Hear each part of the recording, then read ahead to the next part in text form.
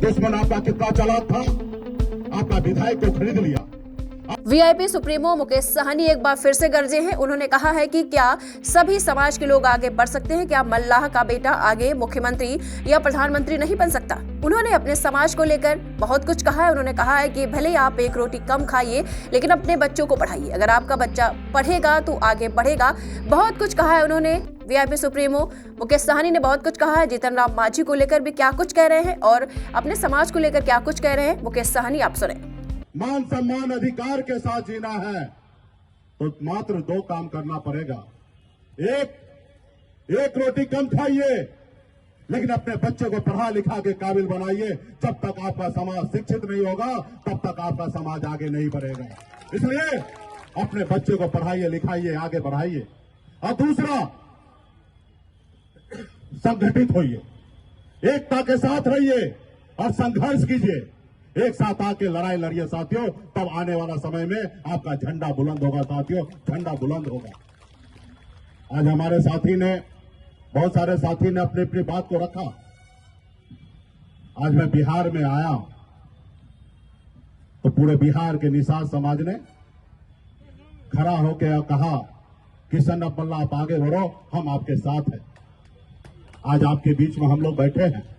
आज हम राज्य सरकार से मांग करते हैं, केंद्र सरकार से मांग करते हैं, लेकिन अगर आपका अधिकार है तो आपको छीनना पड़ेगा। मांगने से किसी को दया आ जाए तो आपको आशीर्वाद दे सकता है या भीख दे सकता है, आपका अधिकार नहीं देगा साथियों, आपको अपना अधिकार नहीं देगा।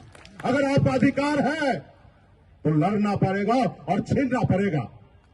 आजादी का 78 साल हो चुका है। आज 78 सालों में 5 साल से मैं आया हूं पॉलिटिकल पार्टी बनाकर, लेकिन इससे पहले लोगों ने अपने लिए जिया, अपने परिवार के लिए जिया। लेकिन जब 5 सालों से हम आपके बीच में आए, आपने कहा सन्ना पल्ला आप आगे बढ़ो, हम आपके साथ हैं, तो हमने बिहार में परिवर्तन लाया। कल तक निषाद का बेटा टिकट मांगता था, आज बिहार में टिकट हम मांगते नहीं है, टिकट बांटते हैं। यह पहचान हमारे पास है साथियों, यह पहचान है।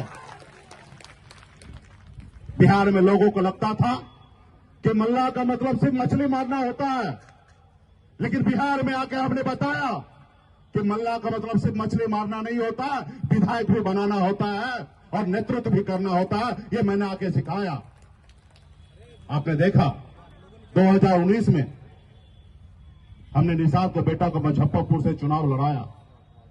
हार जीत जो भी हो, लेकिन पहले दिन क्लियर हो गया कि कोई भी जीतेगा, निषाद का बेटा ही मुजफ्फरपुर का सांसद बनेगा, क्योंकि एनडीए की तरफ से भी और यूपीए की तरफ से भी निषाद का बेटा ही चुनाव लड़ रहा था। इसलिए साथियों, आने वाला समय में बड़ी लड़ाई है। हमारी मुख्य लड़ाई जो है कि जब देश एक है, संविधान एक है, देश के प्रधानमंत्री एक है, तो फिर हमारे साथ भेदभाव क्यों? जब बंगाल में निषाद को आरक्षण मिल रहा है, जब दिल्ली में निषाद को आरक्षण मिल रहा है, तो बिहार में क्यों नहीं? जब हमें एससी का आरक्षण मिल रहा है, तो बिहार में क्यों नहीं? और इसके लिए आप सबको पता होगा, 25 जुलाई से लेकर लगातार 5 महीना पूरे बिहार में, यूपी में, झारखंड में एक एक निषाद के गांव में गए और सभी को हाथ में गंगा जल लेकर संकल्प ले लिया है कि आने वाले समय में हम अपने बच्चे का भविष्य के लिए लड़ेंगे, न ही कि किसी पार्टी और पॉलिटिक्स से पीछे जाएंगे। आज बिहार में बहुत तक शक्ति के साथ आज हम लोग हैं। आपने देखा, आपका दुश्मन बहुत है। हर एक व्यक्ति आपका दुश्मन है, चाहे वो राज्य का सरकार हो या केंद्र का सरकार हो या अन्य लोग हैं। वो नहीं चाहता है कि निषाद का बेटा मालिक बने, वो नहीं चाहता है। ये निर्णय आपको लेना है कि हमें लड़ाई लड़ना है कि एक साथ आगे बढ़ना है। ये निर्णय आपको लेना है। आज हमसे बहुत लोग लड़ता है, बहुत सारे लोग हमें चाहता गिरा देना। आपने देखा ना, 2020 में पहली बार लड़ाई लड़कर 4 विधायक हमने बनाया, खुद अपने दम पर मंत्री बना, किसी की मेहरबानी से नहीं बना था। हमारे सहयोग से, समर्थन से बिहार में सरकार बना और नीतीश कुमार अगर मुख्यमंत्री बना, अगर हम समर्थन नहीं देते, एक निषाद मल्ला का बेटा समर्थन नहीं देता, तो बिहार में मुख्यमंत्री नीतीश कुमार नहीं बनता। ये ताकत हमारे पास था। लेकिन आपने देखा दुश्मन आपका कितना चालाक था। आपका विधायक को खरीद लिया, आपको पार्टी तोड़ दिया। आज अगर आपके पास 4 विधायक होता तो आज बिहार सरकार में देखते होंगे टीवी मीडिया में कितना हंगामा हो रहा है। 4 विधायक पर मांझी जी को सीएम का ऑफर मिल रहा है। आज हम किसी सीएम को कहेंगे ये करने के लिए, वो करने के लिए। अरे क्या निषाद का बेटा उस जगह नहीं पहुंच सकता है? उस जगह पहुंच सकता है। हमें अभी गिड़गिड़ाना नहीं है किसी से, किसी के सामने हाथ को फैलाना नहीं है, किसी से भीख नहीं मांगना है। हमारे शरीर में खून को है, हमारे शहीद जुब्बा सैनी का एक लब का वंशज हम है, हमारे शरीर में वही खून है और हम लड़ाई लड़ेंगे और बिहार में परिवर्तन लाएंगे। आज हम लड़ाई लड़े, पिछले 5-7 सालों में आपके सहयोग से 4 विधायक बनाया, आने वाले समय में 40 बनाएंगे। एक समय आएगा 125 बना के निषाद का बेटा बिहार का मुख्यमंत्री बनेगा और अपने हाथों से काम करेगा। साथियों, आज 77 सालों में उन लोगों ने आपको आरक्षण नहीं दिया, निषाद को एक नहीं कर पाया। अब क्या आपको उम्मीद है वो आपको आरक्षण देगा? नहीं देगा। क्या आपको एकीकरण करेगा? नहीं करेगा। क्योंकि जिससे उनको फायदा है वो अपना फायदा करेगा, जिससे आपका नुकसान है वो आपको नुकसान आपको करने का हमेशा काम करेगा। यह निर्णय आपको लेना है कि कैसी लड़ाई लड़ना है। इसलिए साथियों, 2024 का चुनाव है और हमारे सभी साथी वीरेंद्र जी, रंजीत जी, सभी पार्टी के नेता का कहना है कि स्थानीय नेता को मौका मिले तो आपका भाई जिंदा रहेगा तब ना मौका देगा। आपको तो भाई के साथ रहना पड़ेगा।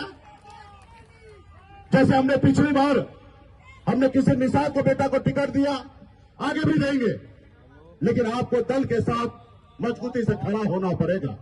आपको पूरे बिहार में बताना पड़ेगा कि हम सिर्फ वीआईपी पार्टी है, हम सिर्फ निषाद समाज है। जो हमारी सुनेगा हम उसकी सुनेंगे, जो हमारी नहीं सुनेगा हम उसकी नहीं सुनेंगे। इसके लिए साथियों मेहनत करना पड़ेगा, संघर्ष करना पड़ेगा, एक साथ रहना पड़ेगा। तो इसलिए साथियों आने वाले समय में बहुत बड़ी लड़ाई है और आप लोगों ने काम किए कर रहे हैं। आप सभी को बहुत बहुत धन्यवाद। किसी एक व्यक्ति का लड़ाई नहीं है, हम सभी का लड़ाई है। तो ये ना सोचे कि हमारे एक अकेला आदमी से पूरा बिहार का कल्याण होगा, ये भ्रम में किसी को नहीं रहना है। हर व्यक्ति को एक दूसरे को साथ देना पड़ेगा, तब जाके आपका समाज आगे बढ़ेगा, तब जाके ये होगा। नीतीश जी यूं ही नीतीश जी नहीं हो गए, संघर्ष किए। आज मुझे देखिए, मैं गरीब घर में जन्म लिया, जहां हजारों समस्या था वहीं मेरा जन्म हुआ। पिताजी मछली मारते थे, दादाजी मछली मारते थे। जहां 4 रोज मछली ना मारा जाए तो 5वें रोज घर पे खाना नहीं बनता। ऐसे परिवार में मेरा जन्म हुआ, लेकिन मैंने लड़ाई लड़ा, गरीबी से संघर्ष किया। 18 साल की उम्र में घर परिवार को, बच्चे को छोड़कर बंबई जैसे शहर चला गया। 900 रुपया महीने पे मजदूरी करता था, 30 रुपया रोज पे काम करता था। लेकिन आप लोगों के आशीर्वाद से बंबई जैसे शहर में जाके हमने झंडा गाड़ दिया। आज मैं बिहार आया, आपके हक अधिकार के लिए लड़ाई लड़ रहा हूं। आज मैं जिस रोज चाहूंगा, जिस पार्टी के साथ समझौता करके अपने परिवार का राजनीति में उत्थान कर सकता हूं, लेकिन नहीं, अपने लिए और अपने परिवार के लिए नहीं आया हूं, आपके हक अधिकार के लिए लड़ाई लड़ने के लिए आया। साथियों, मैं तो मंत्री बना था, मैं तो मंत्री था, एमएलसी था। अगर मैं उस समय मोदी जी, योगी जी जिंदाबाद करता, आरक्षण की लड़ाई नहीं लड़ता, तो मेरे साथ ये नहीं होता। मेरा ना विधायक खरीदता, ना हमें मंत्री से हटाता। हमने आपके लिए लड़ाई लड़ा, हमने कुर्सी को लात मारने का काम किया, लेकिन आपके अधिकार के लिए हमने किसी के सामने में सरेंडर होने का काम नहीं किया और झुकने का काम नहीं किया। आज भी आप देखिए, सभी पॉलिटिकल पार्टी सभी दल के साथ चला गया। एक तरफ एनडीए है, एक तरफ महागठबंधन है, लेकिन आपका सन्ना पल्ला किसी के साथ नहीं जा रहा है। और पूरे बिहार में आज चर्चा हो रहा है कि मुकेश सहनी जिसके साथ जाएगा उसका पल्ला भारी हो जाएगा। आज पूरे बिहार में चौक चौराहे पे यही चर्चा है। साथियों, कल क्या होगा मुझे नहीं पता है, लेकिन हमें लड़ाई लड़ना है। और हमें इतना पता है कि हम अपनी जिंदगी में कभी हार नहीं माने। कहा गांव से उठकर बॉम्बे गए और बॉम्बे से आकर बिहार में देश के प्रधानमंत्री को चुनौती देता हूं। ये है सन ऑफ मल्ला का ताकत।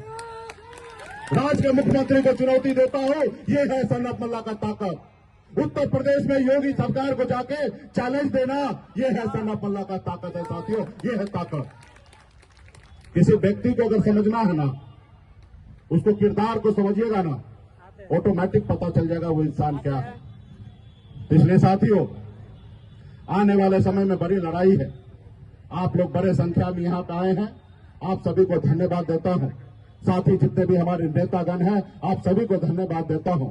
अब समय चला गया है, किसी के सामने में कटोरा लेकर भीख मांगने का समय जा चुका है। अगर आपके शरीर में खून है तो आप वो खून को दिखाइए और लड़िए, अपना हक अधिकार सत्ता को प्राप्त करने का काम कीजिए साथियों, करने का काम कीजिए। आज बिहार में हम 22 कुरी हैं, 22 कुरी का 10.5% वोट बैंक है। अगर बिहार में एक नंबर पे कोई जाति है तो हमारा यादव भाई 14% और दूसरे नंबर पे कोई जाति है तो यह है निषाद समाज 10.5% का संख्या में है साथियों। किसी को 4 पन्ने में लिख देने से क्या हम अलग हो गए हैं? इसके भरम में नहीं रहना, इसके लिए लड़ाई नहीं लड़ना है। किसका कोड क्या है, उस कोड के पीछे हमें नहीं भागना। हर किसी को पता है कि बिंद हो, बिलदार हो, नुनिया हो, बला हो, चाय हो, तियर हो, बनपर हो, गोरी हो, सब एक ही निषाद है। इसमें कोई किंतु परंतु नहीं, सब में आपस में बेटी रोटी होता है और सब मिलकर हम लोग लड़ाई लड़ रहे हैं। इसलिए साथियों, पहले यह देश गुलाम था। जब ये देश गुलाम था तो हमारे पूर्वज ने लड़ाई लड़ा, देश को आजाद कराया। और जब देश आजाद हुआ तो बाबा साहब भीमराव अंबेडकर ने हमें एक संविधान बना के दिया और संविधान में हमें एक ताकत दिया, ऐसी ताकत दी। उन्होंने कहा राजा का बेटा राजा नहीं बनेगा, इस देश में राजा का बेटा राजा नहीं बनेगा, जिसके पास वोट होगा वही राजा बनेगा। पहले ऐसा हुआ करता था कि राजा का बेटा राजा बनता था, रानी के कोख से बच्चा जन्म लेता था, वही राजा बनता था। लेकिन जब संविधान बाबा साहब ने बना के दिया, उन्होंने कहा कि जिसके पास वोट होगा वही देश का राजा होगा, चाहे वो लालू प्रसाद यादव जी हो या मुलायम सिंह यादव जी हो या बहन मायावती जी हो, अपने वोट के दम पर राज्य का मुख्यमंत्री बना साथियों, राज्य का मुख्यमंत्री बना।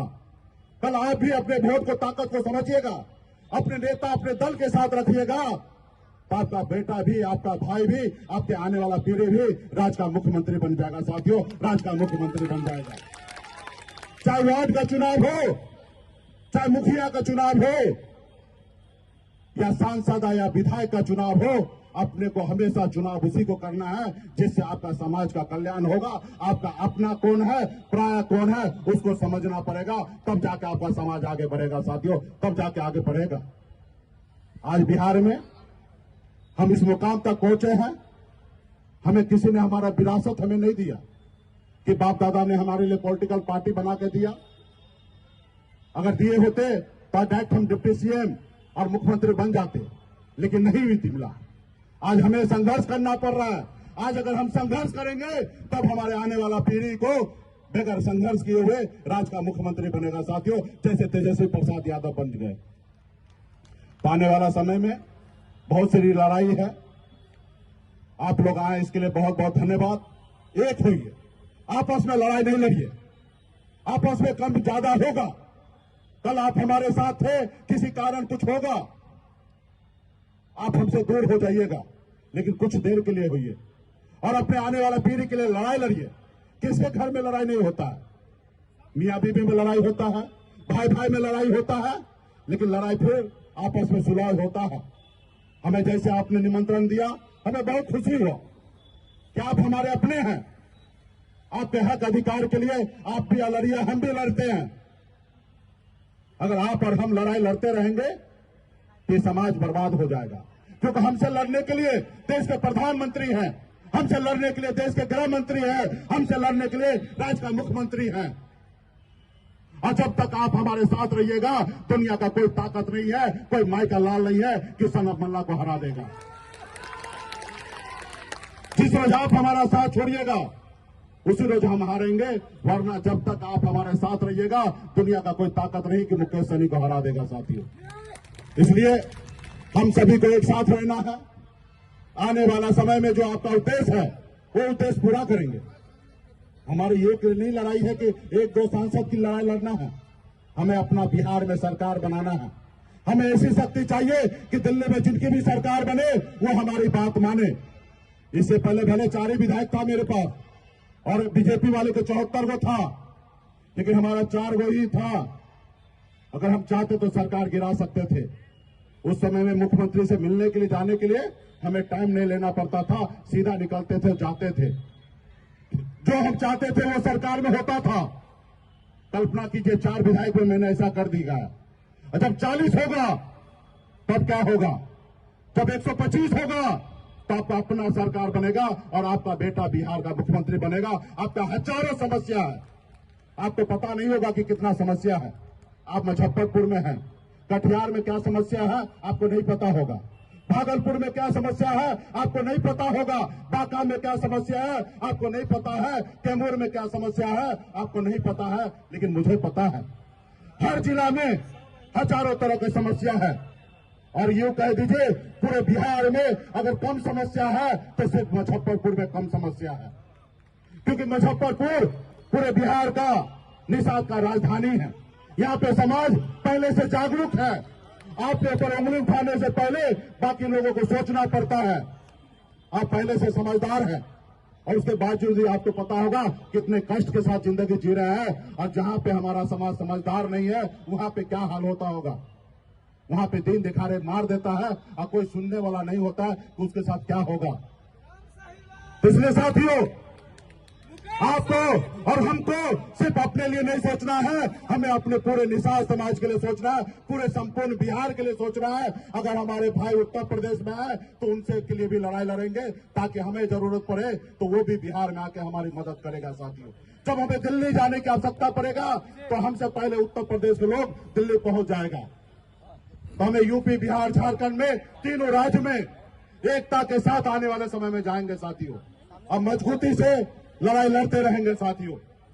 इसलिए इस बार भी बहुत अच्छा था और आपके पास तो वही नाव छाप है जिस नाव पे कभी आपके पूर्वज ने भगवान राम को पार लगाए थे। नाव वही है, केवट महाराज हम लोग हैं। हमारे नाव पे जो बैठेगा वही पार लगेगा आने वाले समय में। जो हमारे नाव पे नहीं बैठेगा वो नाव पार नहीं होगा साथियों, नहीं पार होगा। सिर्फ जरूरी है हम सभी को एकता के साथ रहना, अपने दल, अपने पार्टी के साथ रहने का साथियों। दीक्षांत एडुटेक लाया है दीक्षांत डिजिटल क्लास। दीक्षांत डिजिटल क्लास का उपयोग कर छात्र बना सकते हैं पढ़ाई को बेहद आसान और मजेदार। दीक्षांत डिजिटल क्लास को स्कूल में बैठकर देखना है तो पेन ड्राइव और स्मार्ट टीवी बनेगा सही माध्यम। चलिए अब ये भी जानते हैं कि दीक्षांत डिजिटल क्लास का फी स्ट्रक्चर क्या होगा। नर्सरी से लेकर यूकेजी के लिए 7,000, नर्सरी से लेकर दूसरी कक्षा के लिए 12,000, नर्सरी से लेकर 5वीं तक के लिए 18,000, नर्सरी से लेकर 8वीं तक के लिए 24,000, नर्सरी से लेकर 10वीं तक के लिए 30,000। अगर आपको डेमो करना है तो उसके लिए आप दीक्षांत डिजिटल क्लास के YouTube चैनल को विजिट कर सकते हैं। हमारे YouTube चैनल को सब्सक्राइब और Facebook पेज को लाइक करना ना भूलें। धन्यवाद।